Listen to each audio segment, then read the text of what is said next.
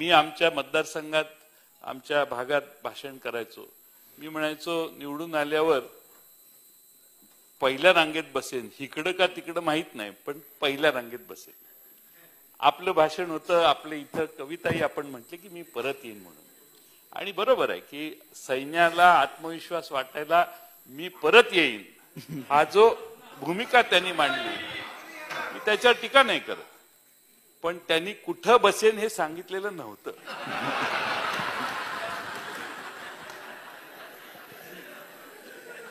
त्यामुळे ते आज परत आलेले आहेत आणि मुख्यमंत्री पद आणि विरोधी पक्ष नेता पद लोकशाहीत समान आहे. त्यामुळे त्या समान दर्जावरच ते येऊन बसलेले आहेत आज, असं मला वाटतं. आणि मला खात्री आहे की विरोधी पक्ष नेता हा संसदेच्या कामकाजात जनतेला न्याय देणारा नेता असतो. महाराष्ट्रात एवढे अनंत प्रश्न आहेत की आज माननीय मुख्यमंत्री महोदयांनी जे आव्हान दिलेलं आहे, आपण 25 वर्ष एकत्रित होतात, त्यामुळं या सभागृहामध्ये सगळं वातावरण शांततेत जाईल. आपला आक्रमकपणा जो काल होता तो मला खात्री आहे तो फक्त विरोधी पक्ष नेता ही जागा मिळवण्यासाठी या सगळ्यांना प्रभावित आहे ना. चंद्रकांत दादा आमचे भोळे आहेत, त्यांना काही कळलं नाही.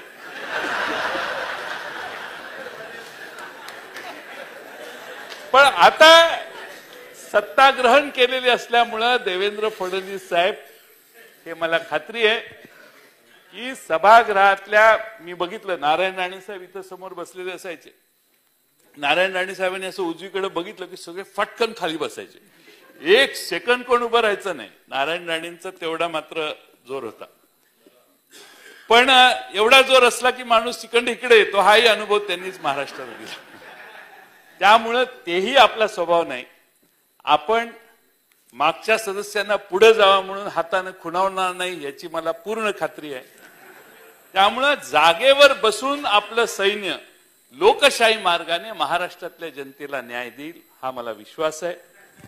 आपण व्यक्तिगत पातळीवर अतिशय जिव्हाळ्यानं सत्तेत असतानाही आम्हा सर्वांशी वागला. आमची कोणतीच तक्रार आपल्या बाबतीत नाही की ज्यामुळे आपण काही कुणावर अन्याय केला असंही आम्ही म्हणणार नाही. परंतु आपल्यामध्ये सत्सद्विवेक बुद्धी ही फार मोठी आहे याचा मला विश्वास आहे. माणसाने सत्सद्विवेक बुद्धी सोडली तर सगळं बिघडतं.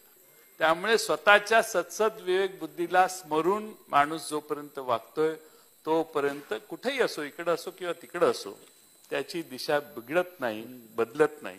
मी आज असं म्हणणार नाही की आपण कायमस्वरूपी विरोधी पक्ष नेते व्हा, कारण असं म्हणण्याने माणसाचा उत्साह कमी होतो. त्यामुळे आपण प्रयत्न करत राहायला पाहिजे, पण हे प्रयत्न लोकशाही मार्गाने तिथून महाराष्ट्रातल्या जनतेला साथ घालणारे असावेत.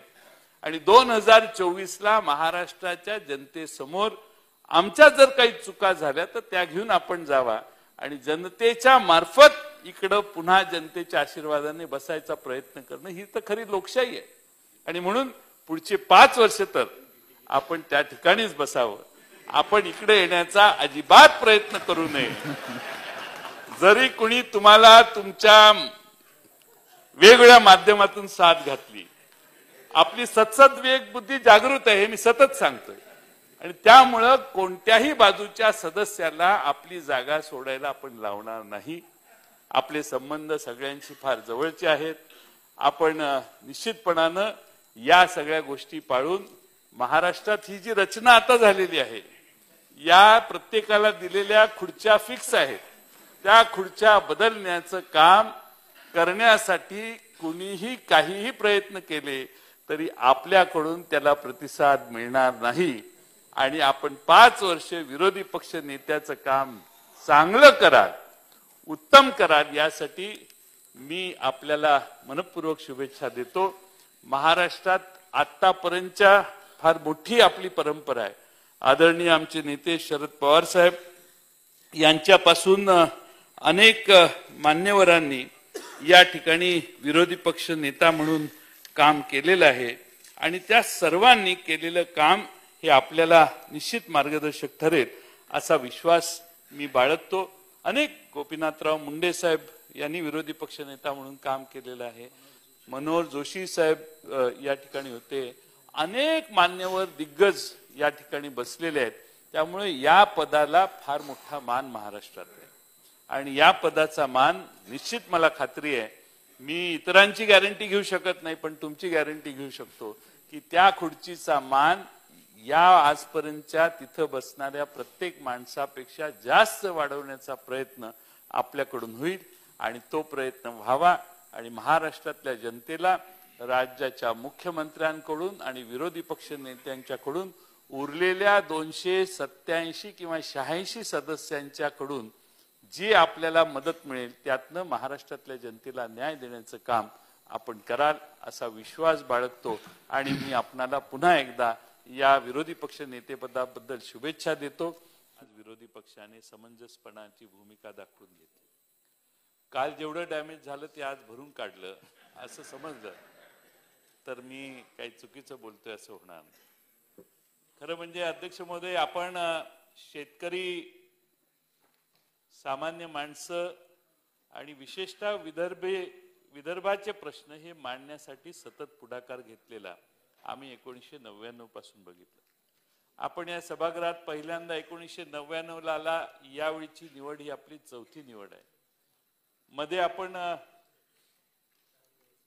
लोकसभेत गेला.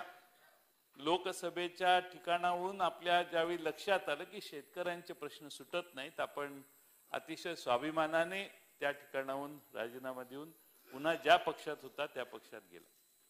खरं म्हणजे आपण शेतकऱ्यांच्यासाठी जी आग्रही भूमिका आपल्या कारकिर्दीत दाखवलेली आहे ती महाराष्ट्राच्या अनेक वर्ष कायमची लक्षात राहील असं मला वाटतंय.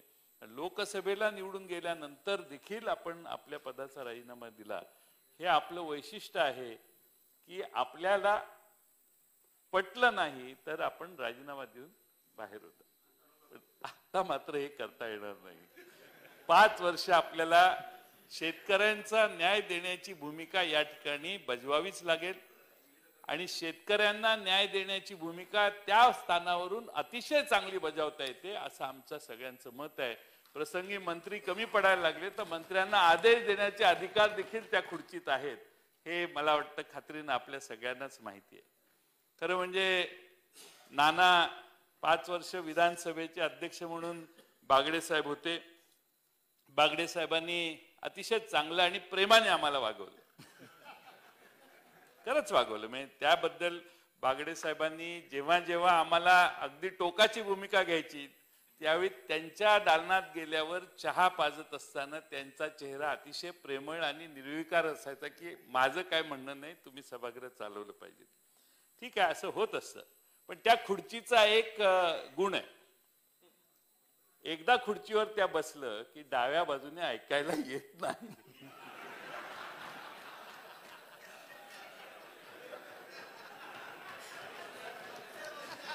हा गुण आहे. मला माहित नाही, आता त्यांनाच कळेल. पण डाव्या बाजूला लक्ष जास्त द्यायला पाहिजे. विधानसभेचे जे समोर बसलेले आमचे सगळे नेते आहेत त्यांच्याकडे आपण दुर्लक्ष करा अशी आमची भूमिका नाही.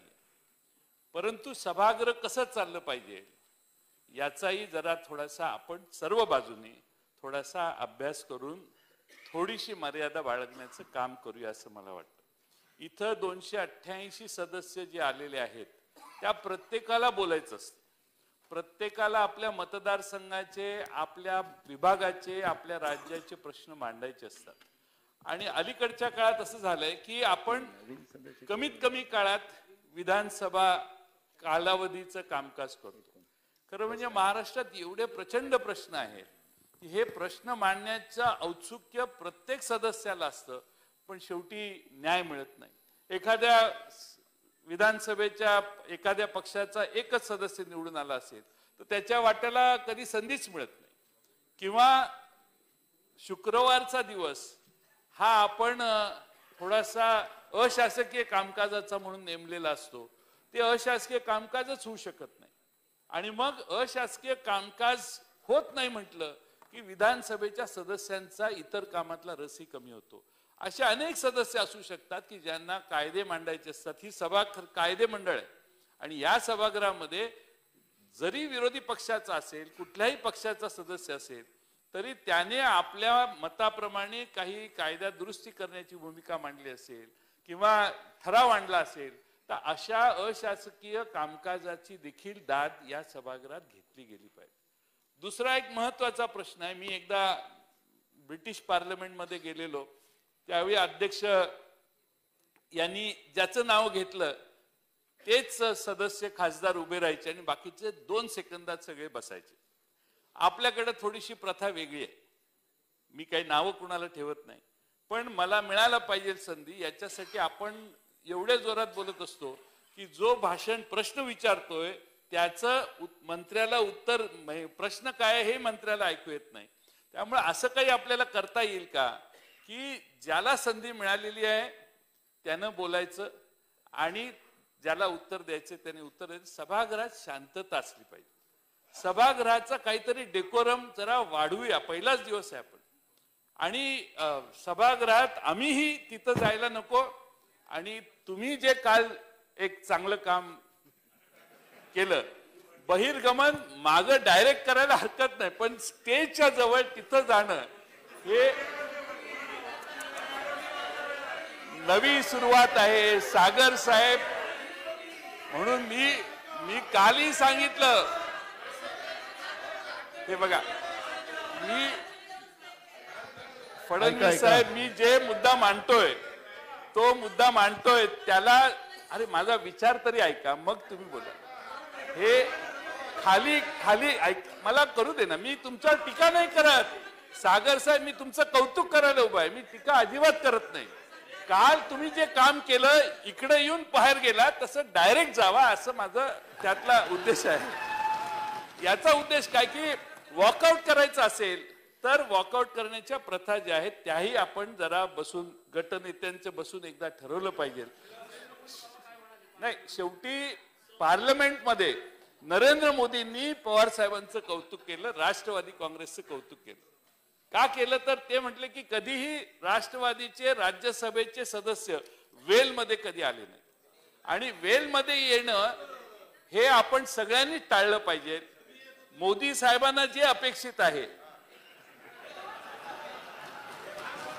ते आपल्याला इथं पाळलं पाहिजे, एवढंच मला या ठिकाणी सांगायचं. बसून बोलायचं नाही हा पहिला नियम आपण पाळूया, कारण बसून बोलण्यामुळं बोलणाऱ्याचं भाषण वाढत जातं आणि त्यामुळं आम्हाला भाषण करायचं. मी मुद्दा सांगतोय, मी काही तुमच्यावर टीका करत नाही. सागर साहेब, हे मनातनं काढा की मी तुम्हाला टीकात्मक काही बोलतोय. मी यातल्या सुधारणा काय करता येतील, आणि पहिला दिवस आहे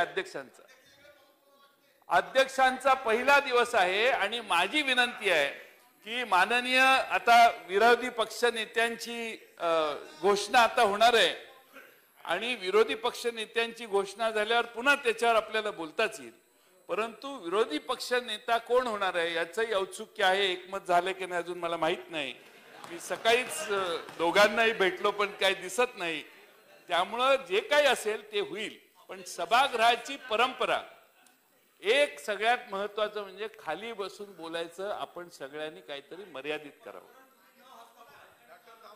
ती अवघड आहे सामान्य. आणि अध्यक्ष महोदय नानासाहेब पटोले यांची निवड